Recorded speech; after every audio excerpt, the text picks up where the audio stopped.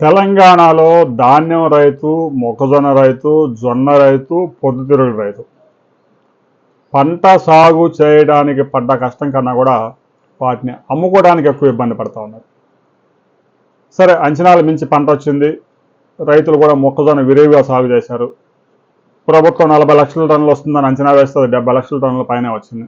కేంద్ర ప్రభుత్వం అయితే మద్దతు ధరలు ఢిల్లీలో ప్రకటించడం మాత్రమే, కొనుగోలు చేయడం అనేది లేదు. ధాన్యం విషయంలో, వరి ధాన్యం విషయంలో మాత్రం మిల్లర్లో ధాన్యం కొనుగోలు చేసి మిల్లర్లకు పంపిస్తే వాళ్ళు ఆ బియ్యాన్ని సివిల్ సప్లైస్కి ఇస్తారు. ఒక్క ధాన్యం విషయంలో మాత్రం కేంద్ర ప్రభుత్వం ఆ డబ్బు చెల్లిస్తాం. మొక్కజొన్న కానీ, జొన్న కానీ, పొద్దుతిరుగుడు కానీ ఒక్క గింజ కొన్న పాపాన పోలేదు కేంద్ర ప్రభుత్వం. తెలంగాణ ప్రభుత్వం తాజాగా మొక్కజొన్న కొనుగోలుకి 1800 కోట్ల రూపాయలు తాజాగా విడుదల చేసింది. జొన్న కొనుగోలుకి ఒక 1100 కోట్లు ఇచ్చింది. సన్ఫ్లవర్ కొనుగోలుకు కూడా ఒక 200 కోట్లు కేటాయించారు. అయితే ఇప్పటికే చాలా ప్రాంతాల్లో వర్షాలు బీభత్సం సృష్టిస్తూ ఉన్నాయి. చేతులు కాలేక ఆకులు పట్టుకోవడం అంటే అదే.